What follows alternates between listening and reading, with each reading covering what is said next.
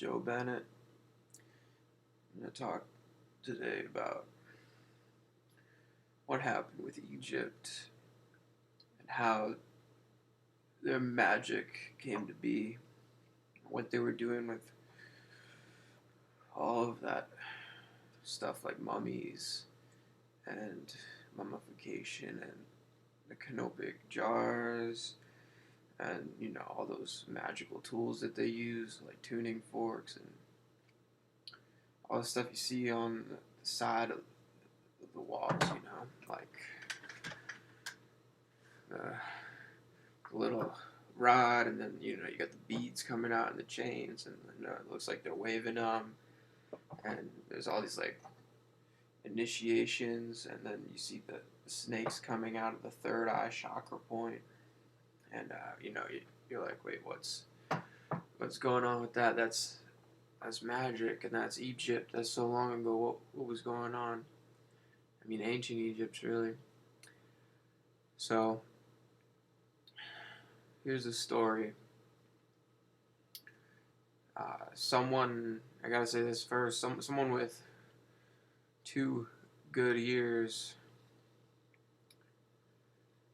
will hear this story, but in order to really listen to it, you need 3 good eyes.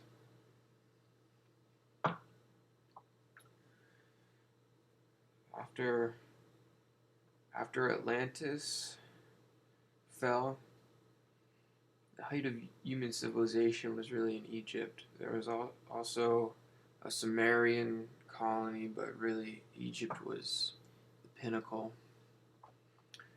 This was after the flood, so about 11 or 12,000 years ago.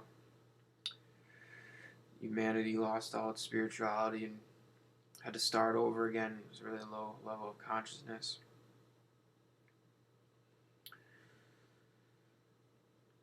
When there were these extraterrestrials from Venus flying around in their golden spaceships, and that's Ra. Their name was R.A. Ra.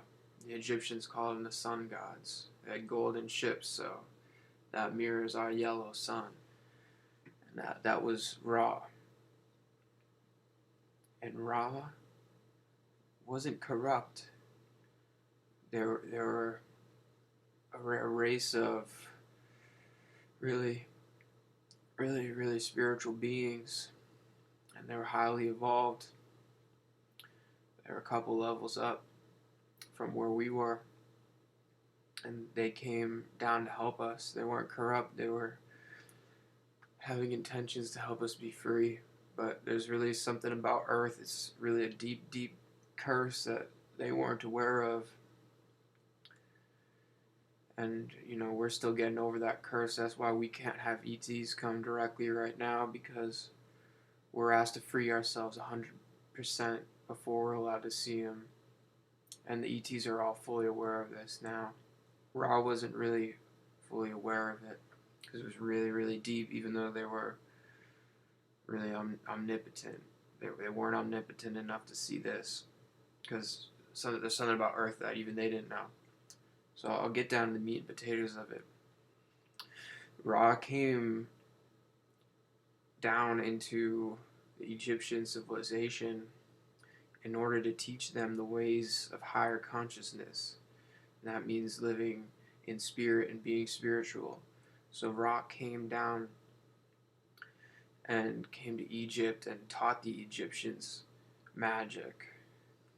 Ra taught the Egyptians all that magic. And they said, if you want to be as cool as us and be able to do the things that we do and feel as good as we do and look as good as we do, have perfect health, then you need to live in magic in every second of the day. And it's really the great way. You don't know the secret ways of life because you've fallen. I saw you fall after Atlantis, and I'm here to pick you back up again. So the Egyptians learned magic from Ra, and they called Ra the sun god. Even the Christians tap into this energy now, and they don't know when they say Amen, because the Egyptians really called Ra Amen Ra. And anyone with 3 good eyes can see how much the Christian institution has hijacked, without really the proper rites, all the Egyptian spirituality. Like, you'll see that an obelisk stands in Vatican City. You'll see a sphinx in Vatican City, not full size, obviously, with hieroglyphs and everything. Hieroglyphs means holy writing. That came from Egypt. There's a bunch of Egyptian symbolism in the modern day Catholic Church, and they say Amen, and I'm talking about the sun god Amen Ra. But I'm saying he, but it was a bunch of E.T.s. It's a collective of beings that came down and taught the Egyptians magic. So basically, Ra corrupted them because they weren't loving enough to use it, and the mystery schools went evil, and that's why it became like kind of like the Freemasons and stuff. That's a modern day example of secret societies. So I'm not saying Freemasons was really Ra. It's another time, but all of the secret societies stemmed from Ra misteaching magic to the Egyptians who weren't ready, even though Ra wanted to help the Egyptians. The people who were Ra. It was a bunch of people, but it was really only one, because they were in such a level of unity that they just said Ra, I'm Ra. They were all Ra. Amen Ra. And these holy beings weren't holy enough to see how difficult Earth is to live in. And they wanted to make it easier, but it was kind of like they gave the magic away and people weren't ready, and they got corrupted, and then they used the higher consciousness that magic teaches in order to corrupt everybody and to make everybody their slaves. Thus the Illuminati was formed. So this is how the Illuminati started. It was misusing Ra's teachings and using the higher consciousness for the service to others. It wasn't even that. It was service to self. And that gave rise to the Illuminati, because it was service to self. And basically, service to others as service to self is a description of 2 different polarities. And that's how Ra says it, and I'll get into that later. But service to self is the Illuminati, and they polarized everything, and they really went service to self, and they used all the magic that they learned for greed and to enslave humanity, and that's how the Illuminati started. And then the reptiles eventually were able to pull the strings of the Illuminati, and that's how the reptiles got a full hold, and now they're the masters of our race, which we're overthrowing right now in the spiritual war. So it wasn't really originally the reptilians, it was Ra, but Ra's good, and he just messed up because he didn't see how hard it was on Earth, and then Ra was like, oh my god, I messed up so bad, and he messed up so bad that he made it up to humanity, and I'll talk about that a little bit later. But first of all, I mean, the reptilians, they saw that they used the teachings of the higher consciousness that we wouldn't have known if we didn't have contact with Ra to really make the Illuminati what it is today.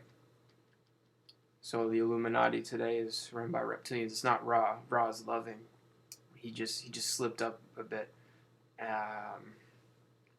And to get the full story, in like the 80s or 90s, there's a material called the Law of One material, and it's a huge channeling, and these people channeled Ra and retaught humans how to use the ways of magic again in order to make up for what he did way back when. He had to atone for the slip up because humans weren't ready, and Ra came down and taught everybody magic and how to be spiritual, and it got corrupted. So Ra made up for it, and he atoned for this by manifesting the law of one material for humans via channeling. And if you look it up, it's great writing. I really would recommend it. It's amazing. So he did that to help everybody, Ra, and his people. I mean, the people, Ra, and Ra. Yeah, that's really how Egyptian magic started, was in Ra, and it got corrupted, and then eventually the reptilians came in and they took all those bastards under their devilish wings and began to run the Illuminati, and they made the modern day Illuminati, and they've been running the Illuminati ever since. Illuminati wouldn't have happened if Ra didn't come down and teach people before they were ready. And in the raw material, Ra specifies that he's service to others, and people who are really living the greatest way are service to others, and who are living the love are service to others, as opposed to service of self. And service to self or service of self is what the Illuminati is. And they're a pack, so you might be like, well, the Illuminati's together, but they're really a pack of people. So that's like pack mentality, that they can service to self and still work together. That's like a gang mentality. It's another thing that allows them to be service to self but still work together, because they don't share it with everyone. That's the few controlling the many. It's the 1%. It's the Illuminati. So that's the whole story, and that's the truth right there. And it has also to do why we haven't been able to visit with our E.T. families anymore, because our E.T. families are super, super shrewd and careful about what they do now. And they're not going to come down and teach us until we're 100% spiritually free, and the spirituality is the main creed of our planet, and that we're never going to fall to greed. Even if we had all the wealth and riches and women and say so over everything, we'd still be 100% spiritual no matter what. We'd never be corrupt again.